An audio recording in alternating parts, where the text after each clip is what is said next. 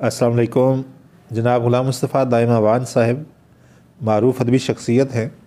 What's app اور face بک پر ایک وسیع حلقہ احباب رکھتے ہیں اور احباب ان سے رہنمائی لیتے ہیں اور موصوف بہت خلوص سے ادب کی خدمت میں مشغول ہیں۔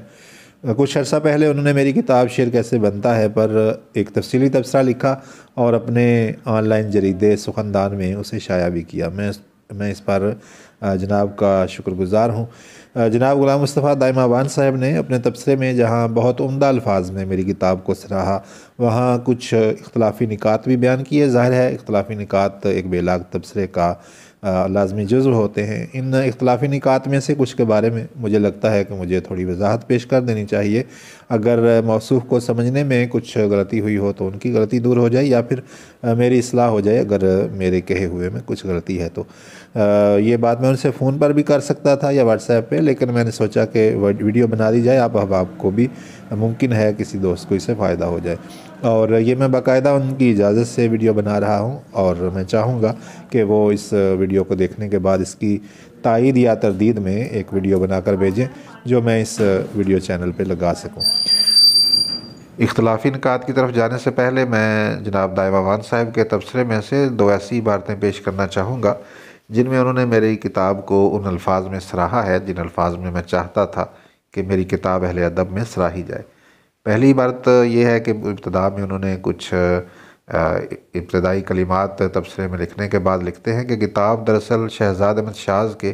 ان لیکچرز کی مرتب صورت ہے جو نوموز شعراء کے لیے نہایت آسان پیرائے میں ترتیب دیے گئے ہیں۔ میں نے اتنے سہل اور مفید عروضی لیکچرز اب تک نہ دیکھے نہ پڑھے۔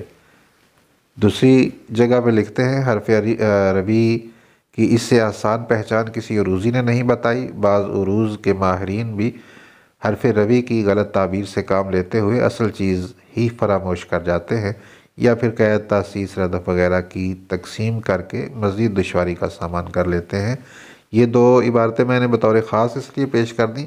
کہ چونکہ میرا کتاب لکھنے کا مقصد بھی یہی تھا کہ ان قوانین کو جو شاعری کے اوزان سے متعلق ہیں ایسے آسان پیرائے میں پیش کیا جائے کہ جو روایتی عروض میں مشکل اصطلاحات اور تعریفات ہیں ان سے ہٹ کر بھی ایک عام آدمی آسانی سے وزن سے متعلق جان پائے اور وزن میں شعر کہہ پائے۔ تو جناب غلام مصطفیٰ دائم آوان صاحب جیسے اہل علم کی طرف سے ان الفاظ میں سراہا جانا میرے لیے بہت بڑے اعزاز کی بات ہے۔ اب چلتے ہیں اختلافی نکات کی طرف۔ تو سب سے پہلے جو چیز آپ نے فرمائی کہ اس کتاب میں جو روایتی عروض میں اصطلاحات استعمال ہوتی ہیں ان سے روگردانی کی گئی ہے، اور اصل علم کے سیکھنے کے لیے ان کا جاننا ضروری ہوتا ہے۔ میں آپ کی بات سے اتفاق کروں گا، کسی بھی علم میں جو اس کے لیے اس کے سمجھنے کے لیے اصطلاحات وضع کی جاتی ہیں وہ نہایت اہم ہوتی ہیں، لیکن ہمارے ہاں چونکہ یہ علم عربی اور پھر فارسی سے ہوتا ہوا آیا ہے تو ہمارے یہاں مقامی مزاج کے لیے میرے خیال میں وہ لمبی چوڑی تعریفات اور اصطلاحات کا مشکل اصطلاحات کا یاد رکھنا ضروری نہیں ہے۔ بہرحال اور مقصد بھی اس میں یہ تھا کہ اسے آسان کر کے پیش کیا جائے۔ اگر وہی ساری اصطلاحات اور تعریفات اس میں کاپی پیسٹ کر دی جاتی تو ظاہر ہے دیگر کتابوں سے کوئی اس میں فرق نہ رہتا، اور آپ بھی اس کے بارے میں یہ نہ کہہ پاتے کہ یہ اس سے زیادہ آسان کتاب آپ نے نہیں دیکھی۔ تو بہرحال میں اس میں آپ سے اختلاف نہیں کر رہا، صرف یہ ہے کہ یہاں پہ جو میرا اپنا ذاتی نقطہ نظر ہے وہ تھوڑا مختلف ہے۔ اور آپ کے تبصرے میں موجود ایک عبارت بھی اس چیز کی طرف اشارہ کر رہی ہے کہ بہت سے اہل علم ان اصطلاحات پر ایسی شدت سے کاربند ہونا ضروری نہیں سمجھتے، جیسے کہ آپ نے لکھا ایک اصطلاح کے بارے میں کہ اس کا اصطلاحی نام وتد کثرت ہے، ذیلی بحث کو اسی عنوان سے معنون ہونا چاہیے۔ علامہ طباطبائی نے شرح دیوان غالب میں اسے وتد کثرت، جبکہ یعقوب آسی نے فاعلات میں مرار، جبکہ آسان عروض کے 10 اسباق صفحہ نمبر 17 پر اس قسم کا نام سبب طویل لکھا ہے۔ ٹھیک ہے، تو اس سے معلوم ہوتا ہے کہ اس ایک قسم کا جو فعول ہے، اور میں نے اسے 4 حرفی الفاظ کی دوسری قسم کا عنوان دے کر اور فعول سے اسے تعبیر کیا ہے۔ اس کے 3 نام مختلف ماہرین عروض نے رکھے ہیں۔ ٹھیک ہے، تو ظاہر ہے کسی ایک پر ان کا اتفاق نہیں ہوا اور ضروری نہیں سمجھا گیا اسے۔ تو میری بھی یہی رائے ہے کہ یہ ضروری نہیں ہے، آسان لفظوں میں اگر سمجھائی جا سکے بات تو مقصد جو ہے وہ بات کو سمجھنا ہے۔ آگے ایک جگہ لکھتے ہیں کہ میں متکلمیہ میں یا لین ماننا اور اس بنیاد پر اسے میں بمانا اندر سے ہم کافیہ نہ ماننا عجیب معلوم ہوتا ہے۔ کم از کم راکم الحروف اسے درست سمجھتا ہے۔ میرے خیال میں یہ مصنف کی ذاتی جمالیاتی ذوق کا دریافت کردہ کلیہ ہے، ورنہ اصلاً یہ غلطی نہیں ہے۔ اس بارے میں یہ عرض کرنا چاہوں گا کہ میں اور میں ان دونوں کی آواز میں اتنا فرق ہے کہ ہم کافیہ نہیں مان سکتے۔ ہم کافیہ ہونے کی ایک اہم شرط یہ ہے کہ ہم آواز ہوں، الفاظ جو ہیں وہ ہم آواز ہوں، ان کی آوازیں ایک جیسی ہوں، اور کم سے کم آخری آواز دو لفظوں کی ایک جیسی ہو، ان کے ہم کافیہ ہونے کے لیے ضروری ہے۔ اور شاید اسے کافیے کی واحد شرط کہا جائے تو بھی غلط نہ ہوگا کہ ان کا ہم آواز ہونا ضروری ہے، لیکن میں اور میں کی آواز میں بہت فرق ہے، حتیٰ کہ ہم انہیں نثر میں بھی ایک دوسرے کی جگہ پہ استعمال نہیں کرتے۔ اگر میں کہتا ہوں کہ میری جیب میں قلم ہے، یہ درست ہے۔ اگر میں کہتا ہوں میری جیب میں قلم ہے، ٹھیک ہے، تو میں کا استعمال یہاں پہ آپ کو کتنا برا لگے گا، میری جیب میں قلم ہے، ٹھیک ہے، یہ غلط ہوگا۔ یا میں کہتا ہوں کہ میں یہ بات کر رہا ہوں، یہ درست ہے۔ اگر میں کہوں میں یہ بات کر رہا ہوں، میں یہ بات کر رہا ہوں، تو میں کا لفظ یہاں پہ متکلم کے لیے جب ہم استعمال کریں گے تو کتنا برا نثر میں بھی لگے گا۔ تو ظاہر ہے کہ شاعری اس سے بھی لطیف ہے، اور اس میں جو چیز نثر میں گوارا نہیں ہے وہ شاعری میں کیسے گوارا ہو سکتی ہے۔ بہرحال اگر پھر بھی آپ کو لگے کہ آپ کی رائے درست ہے تو میرے خیال میں اس چیز کی کوئی نہ کوئی مثال بھی ملنی چاہیے کہ پہلے شعراء نے اس کو استعمال کیا ہے، ان کو ایک دوسرے کی جگہ پہ۔ اگرچہ میں ذاتی طور پہ اس چیز کا بھی قائل نہیں ہوں کہ اگر کسی نے کسی چیز کو استعمال کیا ہے تو اسے ہم جائز سمجھیں اور کسی نے نہیں کیا تو اسے ناجائز سمجھیں، لیکن بہرحال بہت سے لوگ اس سے اطمینان حاصل کر لیتے ہیں کہ پہلے سے یہ چیز استعمال ہوئی ہے اس لیے یہ جائز ہے۔ اور امید ہے کہ اگر آپ کا ماشاءاللہ وسیع مطالعہ ہے، کوئی نہ کوئی مثال آپ کو ایسی مل جائے گی اگر یہ درست ہے تو ٹھیک ہے۔ اور کیونکہ عام طور پہ استعمال ہونے والے الفاظ ہیں، ردیف میں آتے ہیں، اور ایک دوسرے کی جگہ پہ انہیں استعمال کرنا اگر جائز ہو تو ظاہر ہے کہ اسے استعمال کیا جانا چاہیے، اگرچہ یہ شرط نہیں ہوتی کسی چیز کے جائز ہونے کی کہ اسے استعمال بھی کیا جائے، لیکن قرینِ قیاس ہے کہ ایک بہت عام استعمال ہونے والے یہ الفاظ ہیں، اور ردیف میں جب آ جاتے ہیں تو ایسے الفاظ جو ایک دوسرے کی جگہ پہ استعمال ہو سکتے ہوں، یا ایسے الفاظ جو ایک سے زائد معنوں میں استعمال ہو سکتے ہوں، تو انہیں ایک سے زائد معنوں میں برتنا شاعر کی ہنر مندی ہوتی ہے۔ تو یقیناً پھر اس کو کہیں نہ کہیں کسی نہ کسی شاعر نے ایک دوسرے کی جگہ پہ ردیف میں استعمال کیا ہوگا۔ اس کے بعد ہم چلیں گے بحر میر کے بارے میں، تفصیلات کے بارے میں فرمایا ہے کہ مصنف کو اس متعلق کچھ ضروری تفصیلات لکھنی چاہیے تھی کہ اس بحر کو میر سے کیوں منسوب کیا جاتا ہے۔ ٹھیک ہے، اور آپ کی بات سے یہاں پہ بھی اتفاق ہے، بس میرا مقصد فوکس کرنا تھا اور صرف آسان الفاظ میں چیزوں کو سمجھانا تھا، اور ایسی غیر ضروری تفصیلات سے بچنا تھا جو قاری کو کسی بھی قسم کے تذبذب میں ڈال دیں یا اس کا وقت اس سے ضائع ہو۔ بلکہ اس کے بارے میں یہ بھی عرض کروں گا کہ ایک دفعہ جب پہلی دفعہ کتاب میں بھیج چکا تھا چھپوائی کے لیے اور وہ اس کے پرنٹ لینے والے تھے کہ ایک شاگرد کی طرف سے میسج آیا اور انہوں نے پوچھا بحر میر کے بارے میں، کوئی سوال کیا ایسا جو کہ ان تفصیلات سے متعلق تھا۔ تو میں نے اس پہ پھر ایک مرتبہ غور کیا، یہ جو تفصیلات ہیں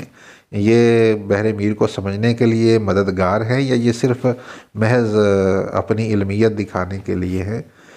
اور قاری کو جو ہے یا طالب علم کو جو ہے تذبذب میں ڈال رہی ہیں۔ تو وہ تفصیلات، ان کا کوئی ایسا عمل دخل بحر میر کو سمجھنے میں نہیں تھا۔ تو میں نے باقاعدہ فون کر کے پرنٹرز کو میں نے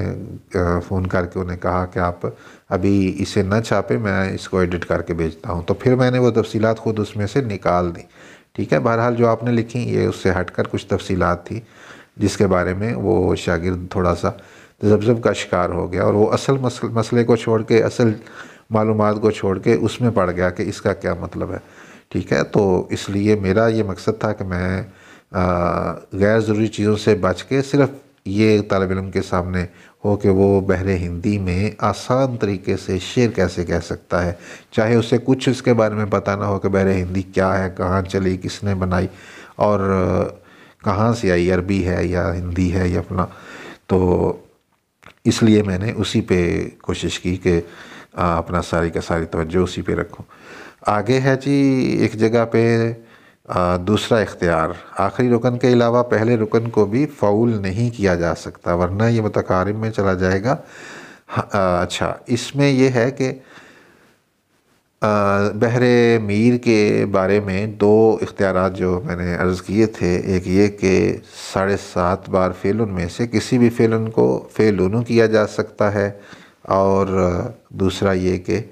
کسی بھی فعلن کو فعول کیا جا سکتا ہے سوائے آخری رکن کے،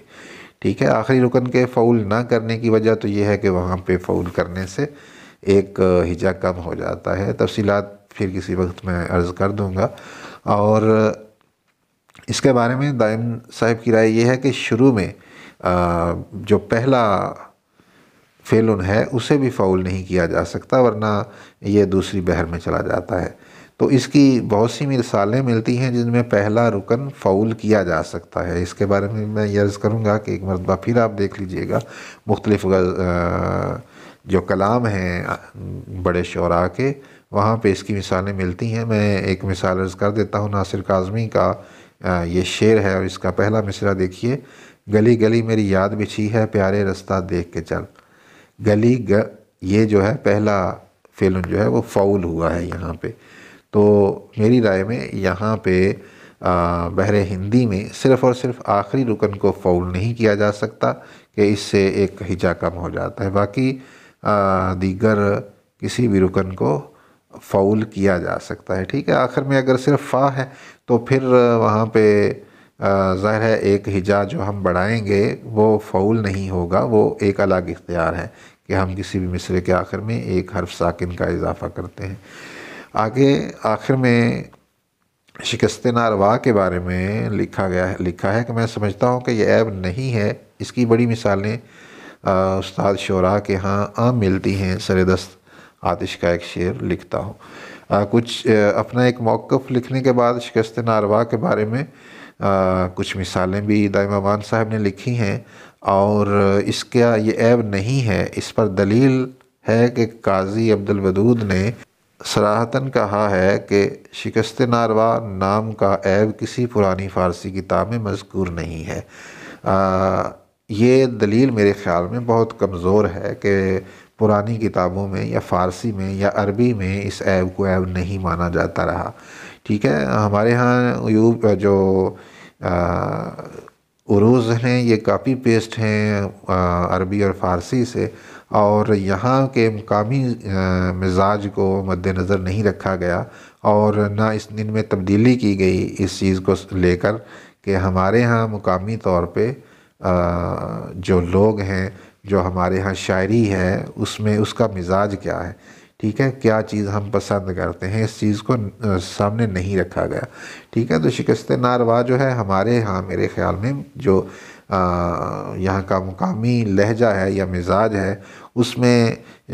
ایک جو سکتہ ہم درمیان میں کرتے ہیں، شاعری کے درمیان میں ایک وقفہ کرتے ہیں۔ آپ پنجابی اگر سمجھتے ہیں تو آپ ماہیے دوڑے پڑھیں اور ان کے درمیان میں ایک سکتہ ہوتا ہے، آپ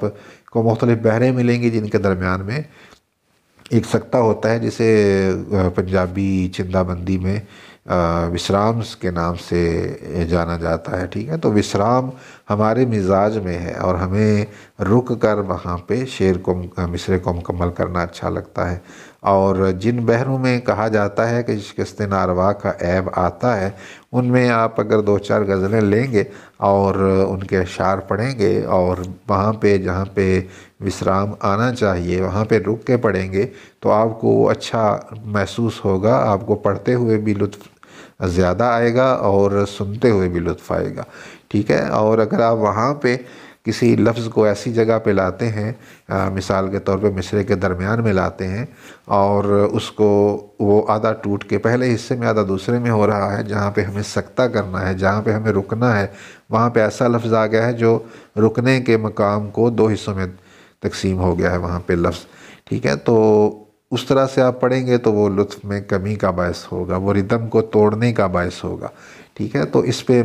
میرے خیال میں ایک بالکل الگ مستقل ایک ویڈیو بناؤں گا، جس میں میں پوری تفصیل سے اپنا نقطہ نظر عرض کروں گا، ٹھیک ہے؟ اور میری رائے میں جو پہلے جو شعراء ہیں ان کا، یا پرانی کتابوں میں، عروض کی کتابوں میں کسی چیز کو عیب لکھ دینا کافی نہیں ہے۔ بہت سے ایسے عیوب ہیں جو ہمارے اردو عروض میں آ گئے ہیں، لیکن وہ حقیقت میں عیوب نہیں ہیں، وہ عربی یا فارسی کے عیوب ہو سکتے ہیں، ہماری اردو زبان کے عیوب نہیں ہیں۔ اور بہت سی ایسی چیزیں ہیں جو وہاں ان کے لیے عیوب نہیں ہیں لیکن ہمارے لیے عیوب ہیں، لیکن ہم انہیں اس لیے عیب نہیں مانتے کہ انہوں نے اسے عیب نہیں مانا، ٹھیک ہے؟ تو میری رائے میں یہ درست نہیں ہے۔ تو یہ کچھ گزارشات تھیں، ویڈیو ذرا طویل ہوگی، اس کے لیے معذرت، اور آئندہ انشاءاللہ مزید ان کچھ موضوعات پر جن پر گفتگو ہوئی ہے الگ سے ویڈیو بنا کے شیئر کروں گا۔ بہت شکریہ، السلام علیکم۔